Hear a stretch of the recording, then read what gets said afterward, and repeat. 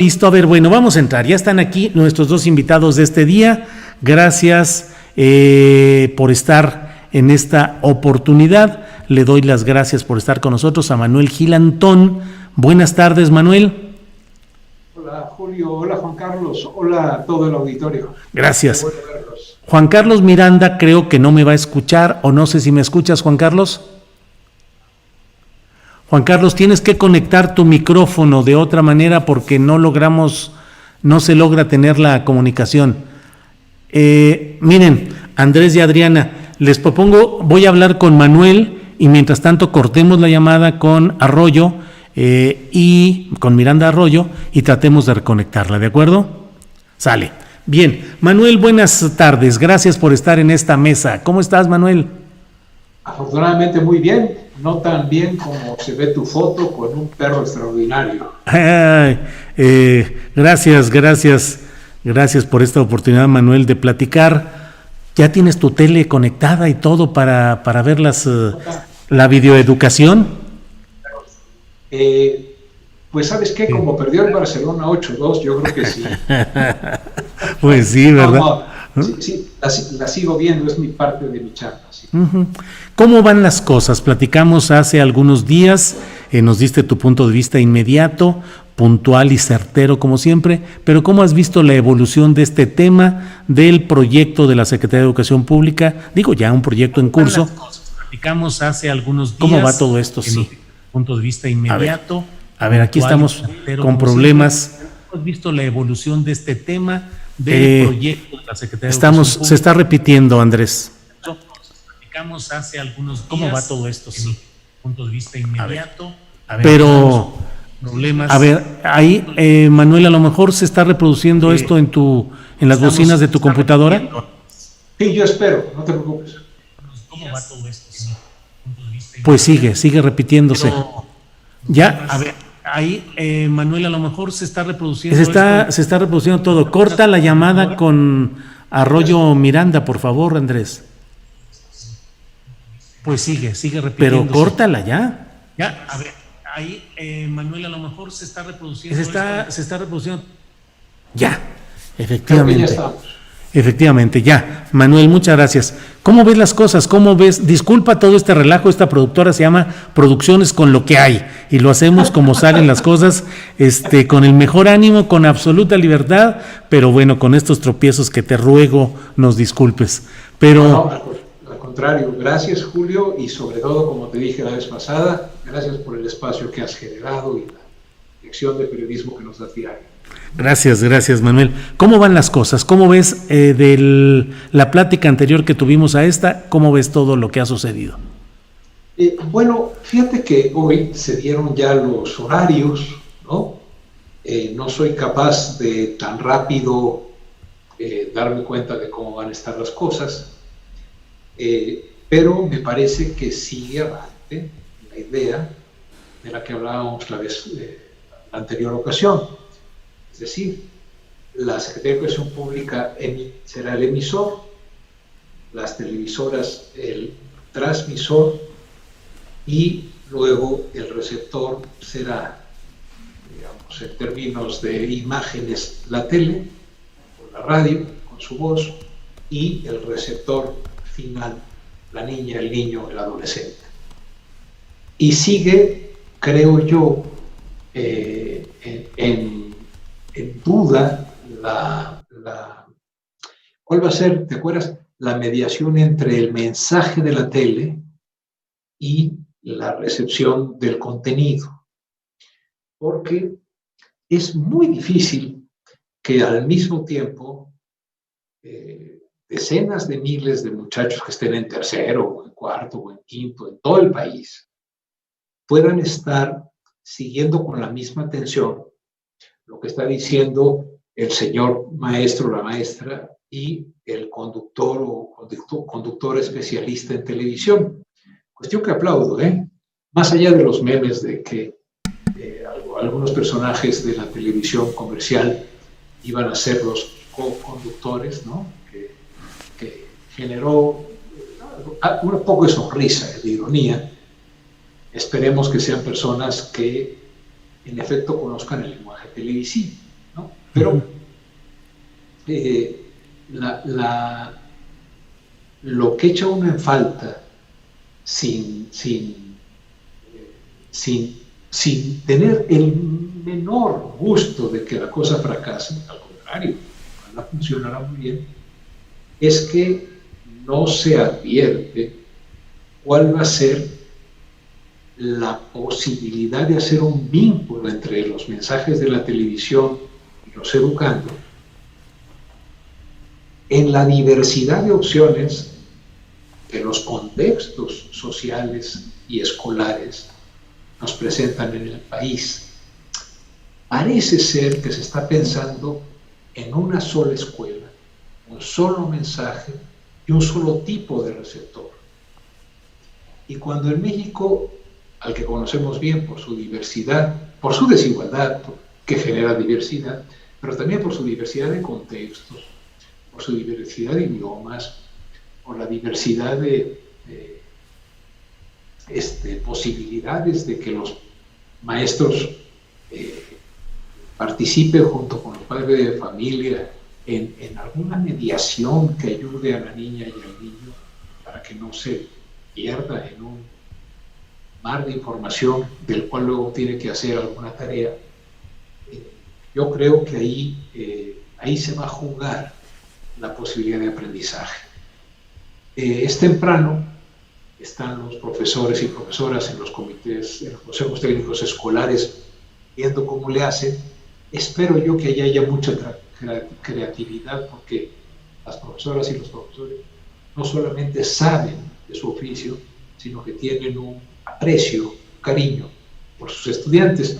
Entonces, a ver, para decírtelo como aprendí yo ayer en una obra de teatro que vi en la televisión de casualidad, un pesimista es aquel que tiene modestia en sus expectativas. Entonces, yo les quisiera decir a tu auditorio que mis expectativas son modestas. Es decir, me parece que va a haber posibilidades de aprendizaje donde haya posibilidad de establecer el vínculo entre la televisión, los educandos, a través de la empresa de magisterio directa o a través de un pacto de padres de familia. No creo que eso vaya a ocurrir de todos lados. En esto yo creo que Juan Carlos, que es muchísimo más conocedor de la práctica docente, va a poder ayudar mucho. Pero, yo diría, Julio, no ha cambiado. No creo que eso vaya a aumentar esto yo creo, Juan Carlos, la circunstancia de la que hablamos la vez pasada. ¿Por qué? Porque creo que la SEP no escuchó, bueno, no a mí, eso no importa, sino no ha escuchado una petición muy constante del magisterio de que lo deje ser creativo y meterse como se pueda, con cuidado por el contagio, por supuesto, pero que se meta por cartas, ¿te acuerdas? Por el altavoz de la iglesia, por dar asesorías a la mitad de la calle, a la ventana. Es decir, me parece ahora, y con esto termino, que otra cosa en la que tengo razones para ser pesimista o bien para tener mucha modestia en las expectativas, es que ¿cómo se puede conservar los aprendizajes esperados pre-pandemia, construidos pre-pandemia, con los aprendizajes esperados y urgentes en este contexto de pandemia? ¿Se puede mejorar la escritura si tenemos el contexto de la pandemia?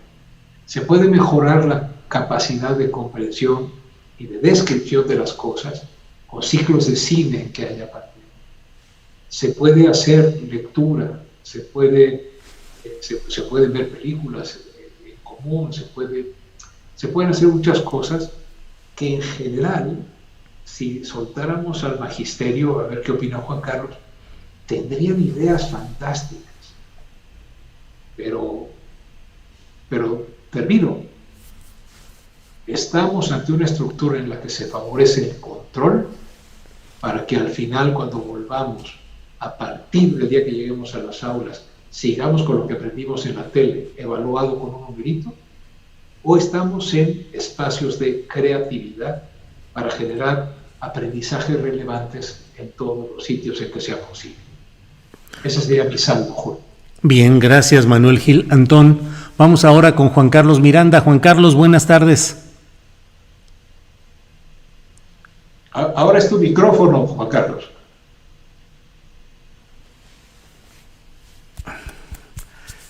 Sí, seguimos ahí con problemas del micrófono con Juan Carlos. Ya nos oye. ¿Ahí ya me escuchan? Ya, Sí. ahí te escuchamos. ¿Sí? Sí, ¿cómo estás? Buenas tardes. Hola, buenas tardes. ¿Cómo están? Muchas gracias Bien. por la oportunidad, Julio. Gracias, Buenas tardes. gracias, al contrario, muchas gracias por esta oportunidad. Juan Carlos, le he pedido a Manuel que nos haga una primera lectura, una síntesis de lo que piensa y considera respecto a este proceso de regreso a clases con la incorporación de televisoras y todo lo que ya sabemos. ¿Cuál es tu primera lectura, Juan Carlos, por favor? Bueno, la primera lectura, y en eso coincidimos en algún texto con Manuel, es que la figura de los docentes, las y los docentes, quedó en segundo plano.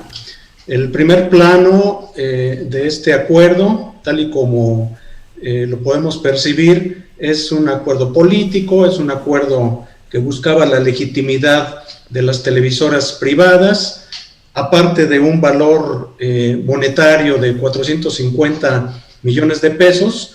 Ellos son los que aparecen en este primer acuerdo con valor político para el gobierno de la 4T.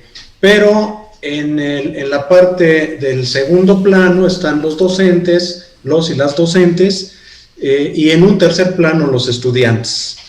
Me parece que esta toma de decisión de política pública educativa, pues es equivocada, en tanto que el centro de los procesos debe ser la escuela y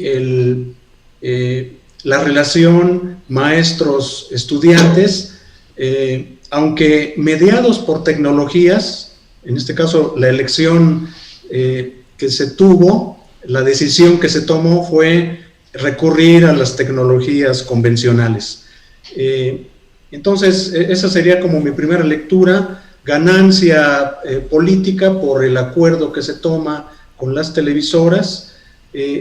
No se necesitaba acuerdo con los medios públicos, puesto que son del Estado, y ya se había trabajado esa parte en el verano y un poco antes también con apoyos de Internet y las redes digitales, etcétera. En este otro momento se decide incorporar y convidar, llevar a la mesa a las televisoras privadas, y lo que tenemos por el momento es una suerte como de apuesta por la televisión abierta y de cable, pero sin tomar en cuenta a los docentes. No estuvieron presentes en la negociación, los docentes no estuvieron presentes, los y las docentes en la planificación, y ahora ya en la realización de los programas de televisión al vapor en 2-3 semanas, se ve muy difícil que haya una participación de los especialistas en educación, que son las maestras, los maestros, los directores escolares, las directoras y demás personal educativo. Ese sería mi primer acercamiento, Julio, Manuel, al respecto. Sí, muchas gracias, Juan Carlos. Manuel, yo no sé si es demasiado simplista lo que te quiero plantear, pero nos corremos el riesgo de que este ciclo lectivo, este ciclo escolar que está por iniciar, sea casi un ciclo perdido en términos de alcanzar los objetivos sensatos de aprendizaje a lo largo de ese ciclo.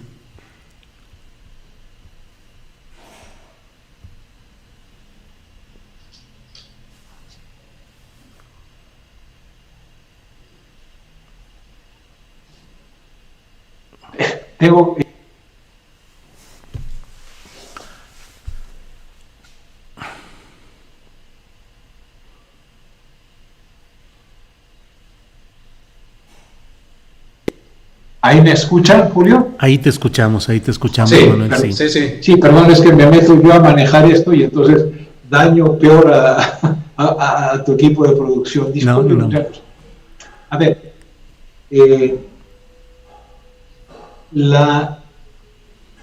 decir que el curso se perdió en términos de aprendizaje depende de si consideramos que lo que hay que aprender son los contenidos previstos para la educación presencial. Si tuviéramos humildad y buen sentido, buen juicio, me parece que la primera cuestión que habría que hacer es cómo modificamos los aprendizajes esperados, los aprendizajes relevantes, los aprendizajes más hondos en términos de formación, de educación, no de escolarización, de educación, en este contexto de pandemia. Me parece, Juan Carlos nos podrá decir hasta qué punto lo ha notado, me parece que los aprendizajes esperados son los anteriores a la pandemia. A mí me llamó mucho la atención, Juan Carlos, cuando el señor secretario dijo, van a ser clases, también el presidente, no va a ser entretenimiento, se va a calificar lo que ahí se aprenda. Y yo decía, es muy poco probable, la modestia de mis expectativas se hace más modesta, o mi pesimismo mayor, porque me parece que ni anímica ni estructuralmente en las familias, con la ayuda de los profesores como sea posible, y las profesoras, creo que no va a tener mucho sentido, Julio, estar aprendiendo fracciones o estar aprendiendo algunos otros contenidos fuera del contexto de la pandemia, fuera del contexto de la crisis económica, fuera del contexto de muchísimas familias que están empezando a comer poco, ¿no? Y esto no es una exageración, o sea, los centavos están escasos, ¿no? Y la mayoría de nuestros estudiantes pues están en esa zona. Entonces, si nosotros propusiéramos unos aprendizajes esperados, fundamentalmente escritura, lectura de comprensión, análisis lógico, incluso algunas operaciones matemáticas y estadísticas propicias dadas las situaciones que estamos viviendo. Por ejemplo, ¿cómo se calcula la cantidad de contagios por 100.000 habitantes? Pues es una operación, es una división, ¿no? ¿Cuántos 100.000 habitantes tienes? ¿Cuántos contagios tienes? Se puede dividir sobre lo que está ocurriendo, se pueden dividir manzanas por persona, ¿no? Entonces, yo diría, si nuestra idea es que de aquí a diciembre haya más aprendizaje, creo que tendríamos que ajustar los contenidos. Si los dejamos tal cual, me parece que va a ser muy pobre.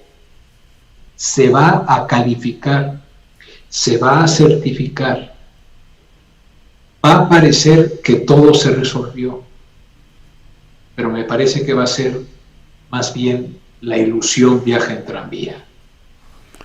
Vaya, Manuel. Juan Carlos, ¿la ilusión viaja en tranvía? ¿Será esto solo una apariencia de que al final se tiene esa calificación? ¿Pasó usted el curso, terminó su ciclo lectivo y a lo que sigue? Precisamente lo que planteaba hace un momento, y en lo cual me parece que coincidimos, es que una cosa lleva a la otra, Julio, Manuel. Si los docentes no están ocupando un papel protagónico en este proceso de emergencia sanitaria, de crisis económica, que puede derivar también en una crisis educativa, eso lleva a que no estén activos en la parte técnico-pedagógica que implica, también lo acaba de decir Manuel, ajustes o adecuaciones. Nosotros le decimos en el lenguaje de la educación básica, adecuaciones curriculares. Lo primero que se debió haber hecho fue llamar a los maestros a llevar a cabo las adecuaciones curriculares, y luego entonces, en una situación extraordinaria, en contextos educativos que no vivíamos o no hemos vivido antes del confinamiento, pues hacer esta suerte como de nuevas versiones de los planes y los programas, y sobre todo de las planificaciones didácticas específicas. Entonces, si los docentes no están en ese centro de protagonismo, si la política educativa pública pone en primer plano a las televisoras públicas y privadas, los docentes, por lo tanto, van a estar con un margen muy reducido para poder establecer propósitos, finalidades educativas y didácticas, es decir, cómo poder evaluar lo mismo que se tenía planificado en condiciones totalmente extraordinarias. Por lo tanto, y hasta pareciera una solución relativamente sencilla, aunque yo lo sé que es compleja, pero el paso lógico era hacer en su momento y de manera oportuna adecuaciones curriculares, que no se hicieron y no fueron invitados los docentes a llevar a cabo estas adecuaciones. Gracias, Juan Carlos. Manuel, ¿hay alguna hipótesis de por qué no se invitó o no se incorporó a la representación de docentes a este proceso? O no sé si realmente sí se invitó, y si finalmente la SEP tiene, ¿con quiénes está haciendo estos contenidos educativos? ¿Con su propio personal estructural?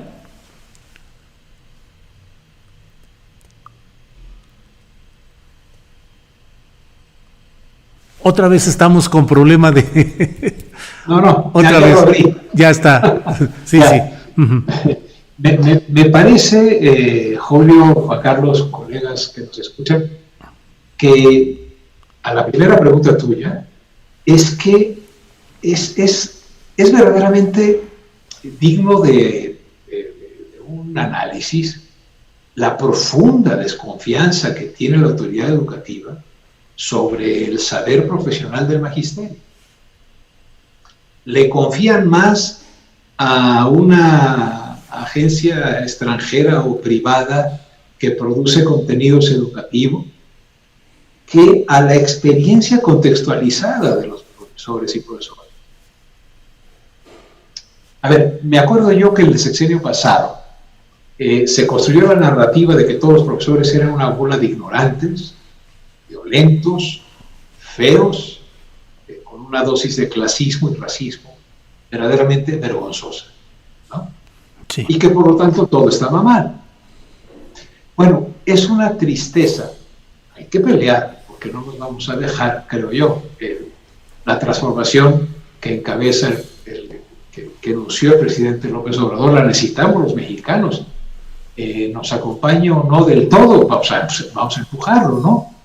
Yo no me niego a perder la esperanza, aunque mis expectativas sean modestas, pero yo pienso que otra vez corremos el riesgo de no haber usado 5 meses que tuvimos previamente para hacer un censo de las estrategias que funcionaron, para que las conocieran entre todos los profesores y profesoras del país, y entonces hubiese confianza para adoptarlas. Puedes dejar un cierto contenido general en la tele o en la radio, pero luego, como dice Juan Carlos, hacer que las planeaciones didácticas y las intervenciones de los profesores y las profesoras ajustadas a su contexto fueran factibles. Entonces, la primera parte de mi respuesta sería: hay desconfianza sobre el magisterio, ¿no? La autoridad educativa confía más pues yo creo que en expertos y modelos de otros lados, ¿no? Y luego yo creo que sí ha consultado a un cierto grupo de maestros. Lo que nosotros no tenemos es transparencia de quiénes son. Entonces no sabemos si son personas con una gran experiencia en la práctica docente, en distintos contextos, o son personal docente que ya hace tiempo lo que hace es teoría pedagógica o, pues no sé, reflexiones que están fuera del espacio específico. Esas son muy importantes, pero ya no están a ras de tierra. El secretario Moctezuma insiste en que se harán los programas entre expertos, maestros, en fin. Pero son 1.550 o 4.550 programas, no sé, una barbaridad de programas que se tienen que hacer. Hoy, si no entiendo mal, Juan Carlos, se sacaron ya los horarios, ¿no? En que van a pasar las clases. Pero a ver, sí, pero de nuevo, si el secretario de Educación, en un lapsus, dice, tenemos un sistema pedagógico muy robusto, porque los canales van a impartir los cursos, yo nunca he visto un canal hablar. O sea, una cosa es que a través de los canales haya algunas imágenes, medio y mensajes que se den, pero que los canales sean los sujetos de la acción de impartir, es revela toda una idea de que la tecnología está puesta como fundamento, y no lo que dice Juan Carlos, no está puesto como fundamento la creatividad, la iniciativa. ¿Sabes qué? Más que creatividad, lo voy a decir como lo pienso, la extraordinaria capacidad de ajustarse al contexto y en las condiciones más deterioradas, generar vínculos pedagógicos. No se tuvo confianza en eso, se tuvo más confianza en que Azcárraga, Salinas Pliego y los otros dos señores, que no me sé sus nombres, iban a cobrar poquito, ¿no? Aunque subieron luego las acciones de la tele siguiente, sí. ¿verdad? Y de teles que estaban pues, bastante bocabajeadas, porque yo no conozco a ningún joven que vea la tele abierta, ¿eh? Uh-huh. Ahora les han puesto a 30 millones. Pues sí. Gracias, Manuel. Juan Carlos, y Esteban Moctezuma, que ya había sido secretario de Educación Pública, supuestamente debería tener una muy clara concepción de lo que se puede hacer en estos momentos. ¿Qué valoración tienes de la gestión de Esteban Moctezuma como secretario de Educación en esta segunda oportunidad?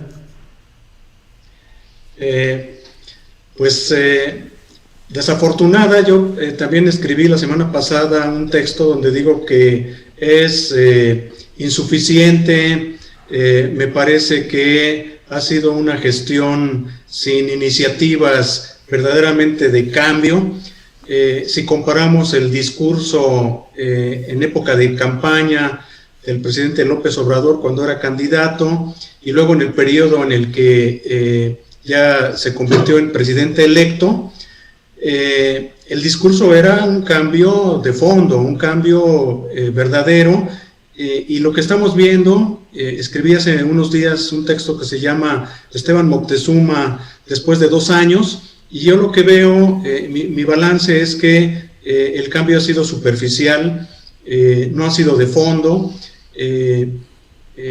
El año pasado, lo voy a decir de manera muy resumida, tuvimos el cambio del marco constitucional y de las leyes en materia educativa, pero fueron producto de un consenso parlamentario, que bueno, cualquiera diría, pues así es la política, ¿verdad?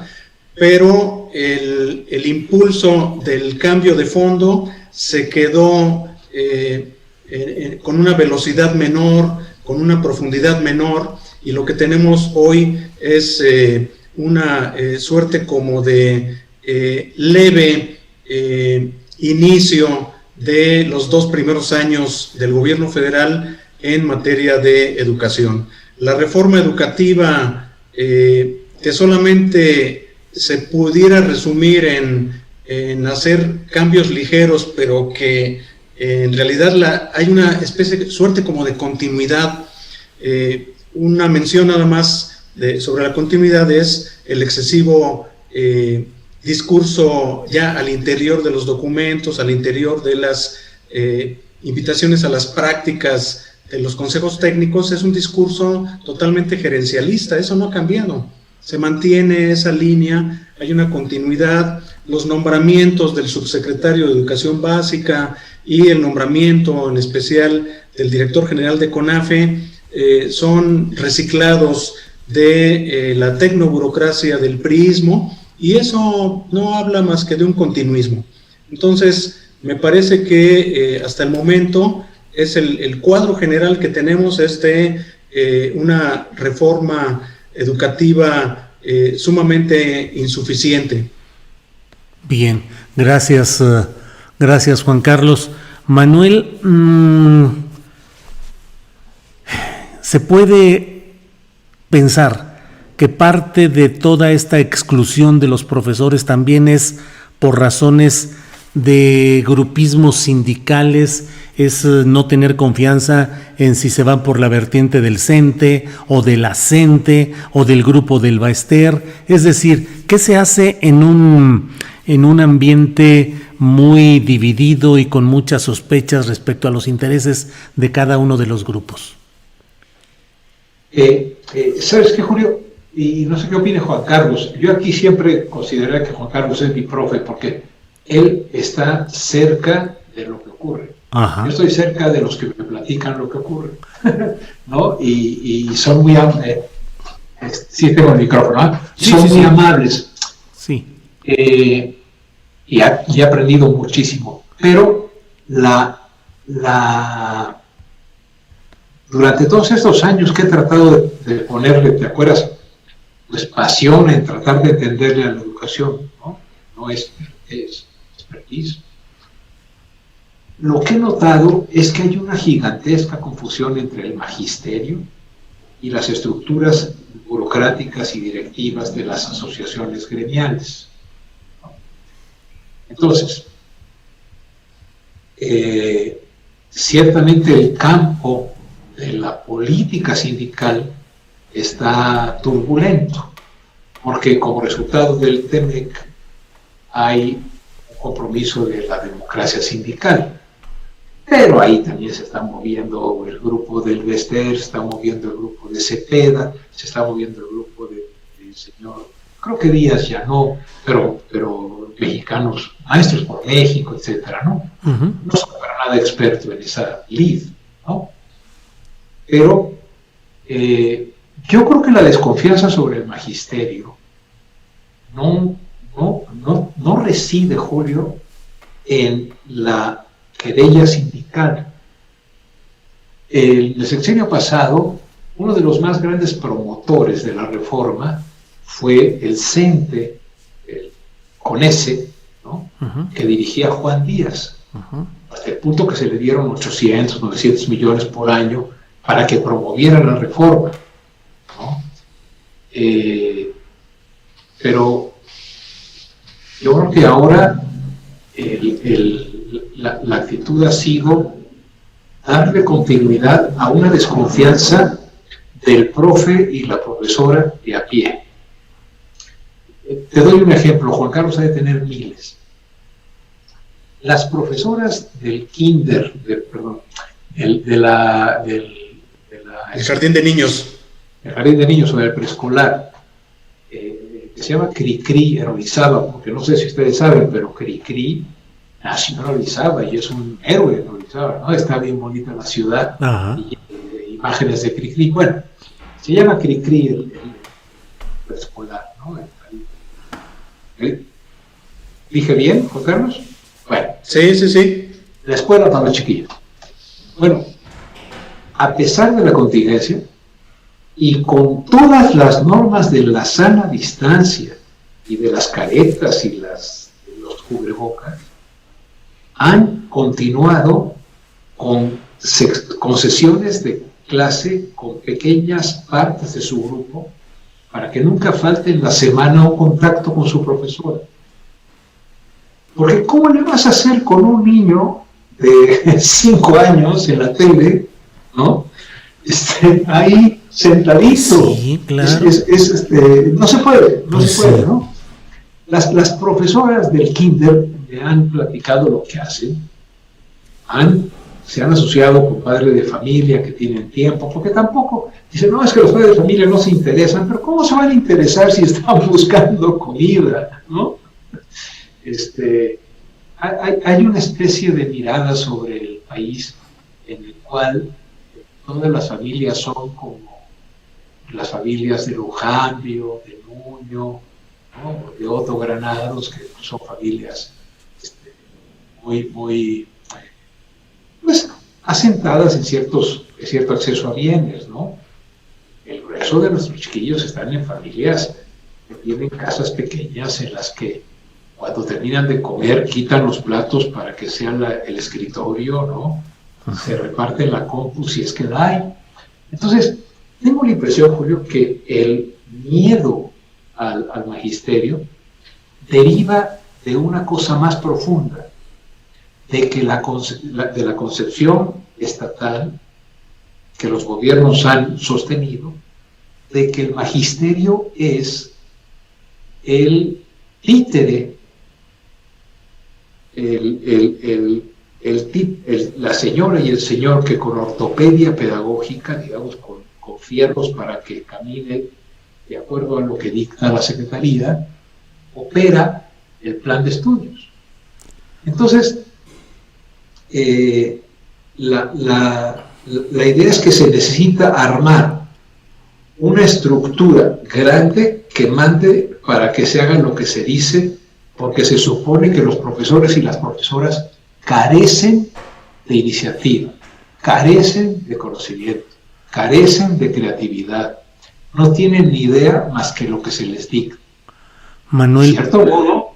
estás diciendo, eso en esencia implica que el actual gobierno federal en materia educativa tiene una continuidad conceptual respecto a los anteriores gobiernos, el de Peña, el de Calderón, todos los anteriores. Hay cambios. Mira, platicando con profesores de Hidalgo antes de la pandemia, me decía, oiga, ¿cómo ve la reforma? Y decía, ay, profe, es extraordinariamente agradable trabajar sin miedo, ¿no? O sea, ya no se está trabajando con el miedo de que te despidan o que te llamen insatisfactorio, etc., ¿no? Pero yo tengo la impresión, y tiene, creo, mucho que ver con el secretario de Educación. Yo veo que el secretario de Educación, más que el gobierno, sí tiene una mirada muy semejante a la que tuvo la administración de Peña y del PAN, en términos de la desconfianza sobre el magisterio. Es una desconfianza que deriva, creo yo, de la falta de conocimiento, y que también deriva de que no tienen polvo en los pies. O sea, que no han recorrido al país educativo. Mira, el profesor Silvano Villarreal de Oaxaca está en 70 escuelas haciendo extraordinarios experimentos para renovar la pedagogía. Dice, como estamos presos de la ortopedia pedagógica, hay clases en las cuales el profe está en el lado de los pupitres y los muchachos en el lado de la tarima. Luego tienen otra semana en la que no hay libros de texto y tienen que chambear. Sí, tratando de zafarse de esos corsets, creo que se dice, digamos, de titiriteros, de ser títeres de la... Pero la desconfianza sobre el magisterio deriva, yo creo, de una mirada de clase. Juan Carlos lo ha dicho. En salud, el secretario de salud es un médico. ¿Por qué en la SEP no el secretario de Educación es un maestro o una maestra? ¿No? Y sobre todo un maestro o una maestra que haya estado en un sitio dando clases, ¿no? Bueno, me van a decir, no, pero es que ese profesor, esa profesora no tiene destreza administrativa y tal. Bueno, que contrate a alguien que lo haga, pero que el horizonte educativo lo derive de alguien que ha estado en un aula. El licenciado Moctezuma ha estado dirigiendo las orquestas de Salinas, ha estado de secretario de Gobernación, creo que de subsecretario o secretario de Educación. Secretario. Es un integrante de la élite. Entonces, hay, creo yo, una desconfianza de clase. Se le ve al magisterio como muy feíto, ¿no? Perdón por decirlo así, ¿no? Como muy... no parece profesor finlandés. ¿No? Claro. No sé qué opina Juan Carlos, pero creo que por ahí va, por un desconocimiento y una desconfianza más de clase o de... Sí, hay una desconfianza de que sean profesionales. Claro. Gracias, Manuel.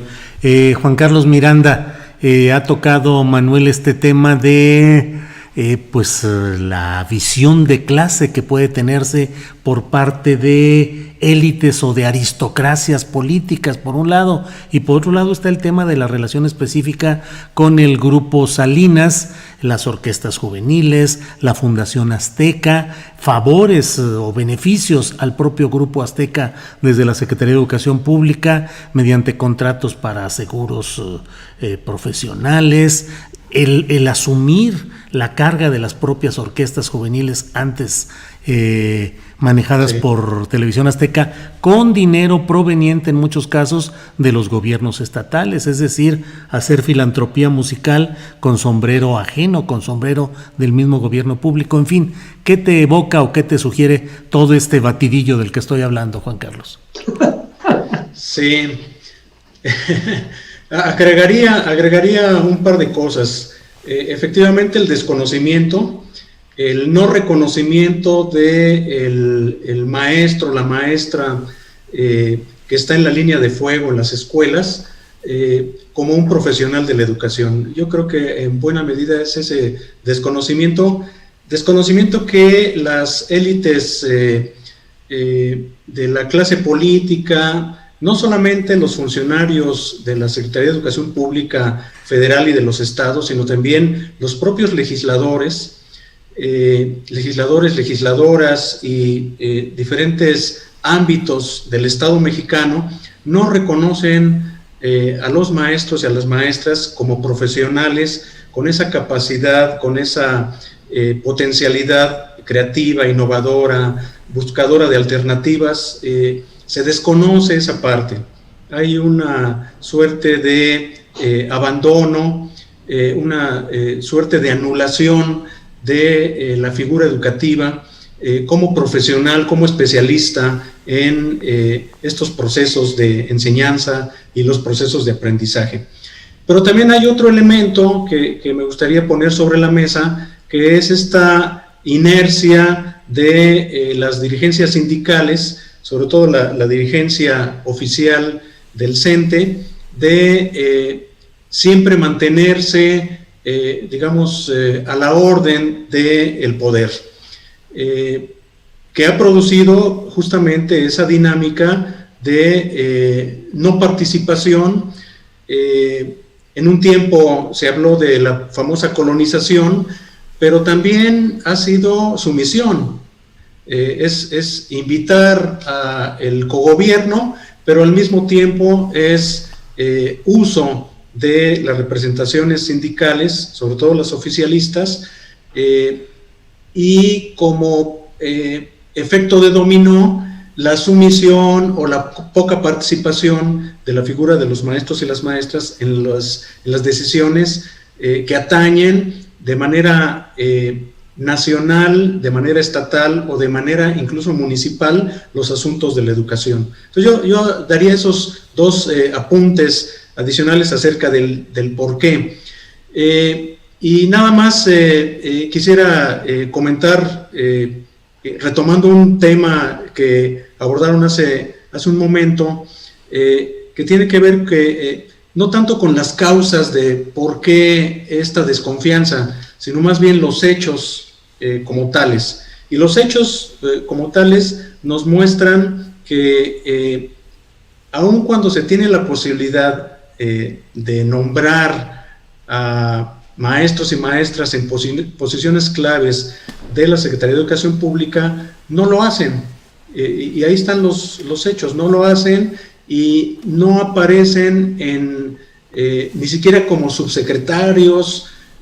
Quizá, ¿qué podríamos decir de Rodolfo Ramírez Raimundo? Es la única figura, no sé si siga todavía como asesor de Esteban Moctezuma y del subsecretario, pero no veo figuras de las generaciones tan brillantes que hemos tenido de normalistas en posiciones importantes en la toma de decisiones de las políticas públicas educativas. Y entonces, nada más le dejaría hasta ahí. Me parece que esa es la triste realidad.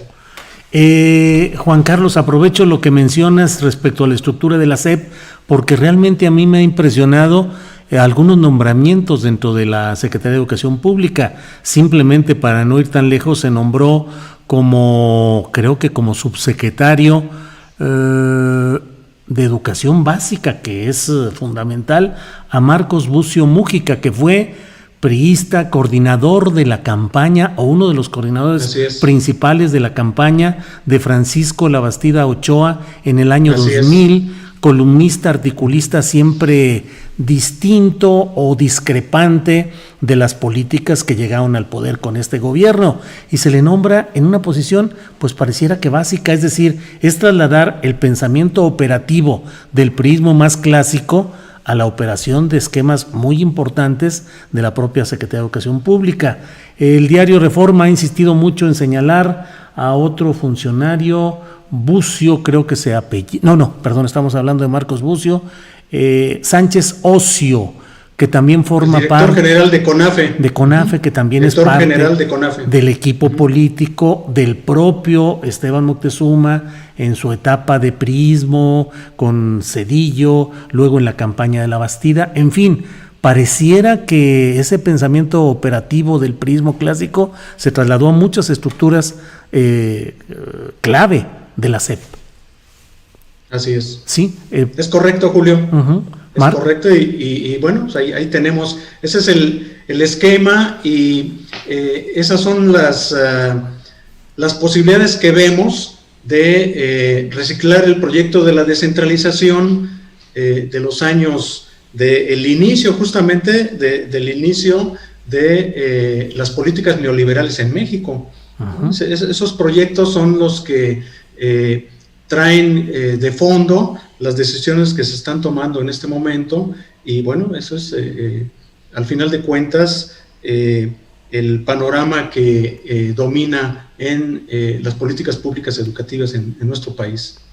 Manuel Gil Antón, total que ya estamos encarrerados, así es que te pregunto concretamente, ¿tú crees que en esta ocasión, como en otras, se ha entregado la Secretaría de Educación Pública como una especie de cesión a grupos económicos o políticos, en este caso a Televisión Azteca y a grupos priistas, cedillistas? Tengo una impresión, Julio, que yo no podría afirmar eso. Lo que podría afirmar es que no se le confió al magisterio la conducción de un horizonte político, de política educativa, que era indispensable para una transformación nacional. Es decir, haber entregado la SEP así, con esa intención, no tendría elementos para decirlo, y me gusta mucho contigo, Julio, con Juan Carlos, pues decirles las cosas que sí tengo más o menos claras. Uh-huh. Ahí no me consta. Lo que sí es muy desconcertante es que esté Bucio, como decía Juan Carlos, esté el señor del CONAFE, pero espérenme, esta reforma se dijo que no iba a dejar piedra sobre piedra de la anterior. Sí. Y uno de los primeros nombramientos fue de Gilberto Guevara Niebla, que fue de la Junta Directiva del Instituto Nacional de Evaluación de la Educación. Claro. Sí. Es decir, Hay una especie de Dust in the Wind, decía ese grupo Kansas, que tiene una canción preciosa que es Polvo en el Viento, que no permite ver, ¿no? Hay quienes dicen, no, después de la elección intermedia va a haber un cambio y todo eso, ¿no? Pero no, yo no siento que haya sido una entrega, más bien yo creo que hay un pago de facturas pragmático de parte del presidente de las carteras de su gabinete, pues por los apoyos recibidos, ¿no? Doy gracias a la Virgen por los apoyos recibidos. Entonces, tengo la impresión de que por ahí podría haber alguna explicación, una conjetura.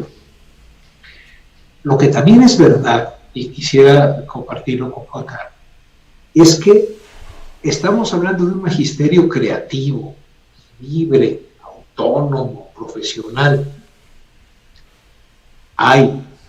Es importante y es amplio, pero no es la mayoría, porque llevamos muchísimos años de sumisión. No sé si Juan Carlos se acuerda que cuando salió en el sexenio pasado una idea de autonomía escolar, ¿no? Los profesores dijeron, oiga, ¿por qué no nos manda la guía de la autonomía? Es decir, claro, que nos mande decir cómo somos autónomos. Claro, ¿no? claro. Hay una tradición en nuestro magisterio de esperar de arriba las instrucciones hasta para ser libres. Entonces, también hay que reconocer que requerimos muchísimo trabajo político, educativo, de recuperación ética de la capacidad profesional del magisterio, porque se arrebató la voz, pero también se arrebató la capacidad de acción. Entonces, en esta combinación entre un liderazgo que yo creo que es un liderazgo que desconfía del magisterio, más un magisterio que espera con mucha frecuencia que se le diga cómo ser libre, el sector del magisterio creativo, el que se lanza, que se juega el empleo.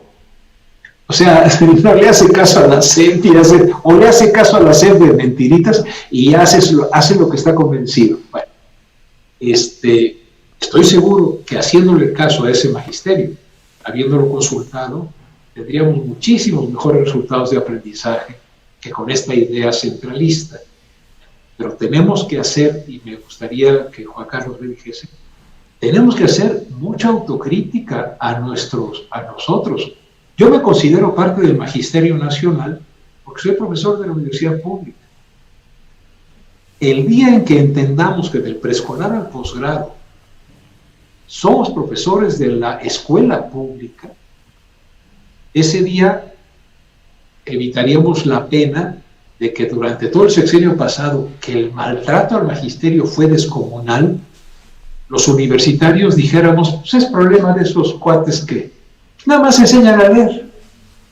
No más. Un desprecio muy parecido al de las élites. Tenemos que construir un gran frente nacional de trabajadores de la educación, no al servicio del Estado, al servicio del futuro del país, con un proyecto educativo, que podamos hacer un contrapeso a la burocracia de la SEP y a la burocracia sindical, ¿no? Y esa tarea es una tarea civilizatoria de la capacidad profesional y de conducción ética autónoma del magisterio. La libertad, Julio, la libertad de pensamiento y de creatividad y la fuerza para decirle así no a la SEP, es necesario construirla y se conquista, no se concede, pero se conquista cuando se quiere conquistar. Juan Carlos es un cuate que ha trabajado en el aula, ¿no? ¿Es cierto, Juan Carlos? Así es correcto, así es. Bueno, a ver, por eso yo digo que es mi profe. Él se ríe, pero es verdad. Él ha estado en un salón en que tú tienes 30 chiquillos y chiquillas, ¿verdad? Y a ver qué haces para que se queden callados, ya deja que aprendan, ¿no? Sí. Manejo de grupo, etcétera. Tenemos, sobre todo los que tenemos fama de intelectualismo, ¿verdad? De los expertos, que cambiar las cosas y decir que los expertos son como Juan Carlos. Hay nuevas voces en el análisis educativo, Julio.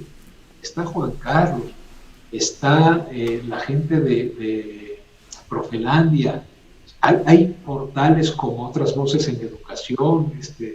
Bueno, Juan Carlos es ahora, junto con otros, las personas que nosotros leemos para entendernos. Y ya los que escribíamos de educación hace tiempo, yo creo que ya es tiempo de que vayamos a una cabaña a guardar silencio. Al contrario, Manuel, hay que cada vez es... Sí, pero sí escuchar a nuestros profesores, ¿ves? Uh-huh. Escuchar a la maestra Coral de Puebla, ¿no es cierto, Juan Carlos? Sí. Escuchar a los profesores de Chiapas, escuchar a los profesores de Oaxaca, pero también a los de Monterrey, de Chihuahua, de todos lados, y ¿cómo la hay? ¿No? Entonces, lo que pasa es que ya me entusiasmé. La sierra, está bien, de la sierra de Querétaro también. Uh-huh. Exacto. Ya me entusiasmé y de mi modestia de expectativas ya pasé a una ilusión de expectativas, ¿no? Está bien. Sí tenemos futuro en la medida en que el magisterio diga, vamos a retomar la iniciativa. Si sigue siendo un soldado al servicio del poder, vamos a ver cosas terribles. Juan Díaz estuvo al servicio de Nuño y de Choyfet. Ahora Cepeda dice que los profesores son soldados de la 4T. Así es. Y si la próxima elección la gana Juan Carlos con el partido juancarlista, uh-huh, el CENTE va a ser soldado de Juan Carlos. Uh-huh. Que el CENTE es lo más oportunista del planeta. Con que le den la lana y se puedan enriquecer, los profesores tienen incluso que conquistar su libertad sindical. De ese tamaño está la bronca, pero de ese tamaño también los retos entusiasman. Bien, pues... Julio, ¿me permites un comentario? Sí, por favor, precisamente. Te lo iba a pedir ahorita, sí, precisamente. A propósito de lo que dice Manuel, hay un programa que se llama La Escuela es Nuestra, uh-huh, que lanzó este gobierno y que consiste en otorgar recursos directamente a las comunidades educativas. Y sobre todo, el presidente López Obrador ha hablado de que sean las asociaciones de padres o los consejos escolares que se hagan cargo de estos recursos, que no haya una intermediación burocrática, y lo cual, digamos, está bien, aunque yo he manifestado que tiene limitaciones ese programa, porque solamente va dirigido hacia mantenimiento e infraestructura, no para los gastos diarios que tienen las escuelas, los gastos de insumos diarios, inclusive ahora con la coyuntura de la pandemia, no hay insumos suficientes en las escuelas para cuestiones de limpieza e higiene. Eso se tiene que recabar a través de las también muy polémicas y muy contradictorias cuotas voluntarias de padres y madres de familia y bueno, en general de las familias. Lo que quiero decir es que ese esquema desburocratizador que tiene el programa La Escuela es Nuestra es un esquema que para mi gusto hace falta, pero en la parte técnico-pedagógica, es decir, impulsar la capacidad y el poder educativo, el poder pedagógico de los colectivos docentes, de le llamamos los colegiados docentes directivos en trabajo conjunto con las familias a favor de los estudiantes. Uh-huh. Esa parte me parece que es una figura clave que no se ha desarrollado y que podría ser una alternativa muy interesante para verdaderamente hacer un cambio educativo de fondo desde abajo. Esa sería pues una anotación que quería compartir. Bien, pues Como siempre, les agradezco la oportunidad de tener sus voces, su opinión, su pensamiento. Son las 3 de la tarde con 2 minutos, así es que nos hemos aventado ya una horita, que el tiempo se ha ido como agua, 1 hora sin interrupciones, pero la verdad con mucho agradecimiento por lo que nos han permitido conocer y saber de los entretelones, de las circunstancias, de la historia, de las perspectivas de lo que hoy estamos viendo y viviendo en esta materia de educación pública y en particular para este inicio de año. Pues Manuel, muchas gracias. Si quieres hacer algún comentario final, en fin, lo que tú desees. Sí. Uno muy rápido, como muy quieras. optimista y muy risueño. Sí. Bueno, es una pena, la vida es así. Ha muerto la esposa de García Márquez. Sí. Que le decía, Mercedes, sí. Que le decían la Gaba. Uh-huh. Y bueno, la señora, los que saben de ello, muy padre señora, una gran fuerza. Bueno, y dicen que García Márquez decía, en mi casa se hace lo que yo obedezco. Sí. Pues sí. En vez de se hace lo que manda Mercedes, decía, se hace lo que yo obedezco. Claro. Un gran reto para el Magisterio Nacional es que en las escuelas no se haga lo que ellos obedecen de la SEP, sino que en las escuelas se haga, a diferencia de una relación amorosa como la del Gabo y la Gaba, lo que ellos postulen como posible y acepten ser valorados por sus frutos y no por el cumplimiento de los formatos que llenan, ¿no? Es decir, que en la educación superior, que en la educación en México, superior, básica, preescolar, no se hace lo que nosotros obedezcamos por parte de las autoridades, sino lo que nosotros le propongamos a las autoridades, que es muchísimo más fructífero que lo que ellos piensan. Y ese sería un gran anhelo. Que así sea, Manuel. Muchas gracias. Gracias, buenas tardes. Juan Carlos Miranda Arroyo, tu último comentario, lo que tú desees señalar con toda. Sí. Muy breve, muchas gracias. Y muchas gracias a ti, Julio, de antemano por la invitación, y gracias a todos los todo el auditorio o toda la audiencia que nos hace favor de ver y escuchar.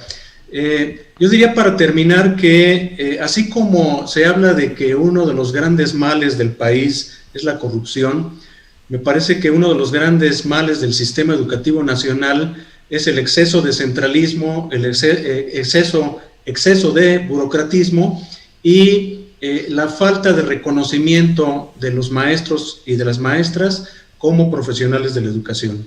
Yo cerraría con esta pequeña anotación, de manera que los esfuerzos de una eventual y futura reforma educativa realmente produzcan cambios en estos ámbitos. Ojalá ese sería uno de los deseos para el futuro. Bien, pues muchas gracias a Juan Carlos Miranda Arroyo. Gracias, Manuel. Gracias, Juan Carlos. Ya nos veremos. Hasta luego. Gracias. Cuídense mucho. Igualmente. Gracias.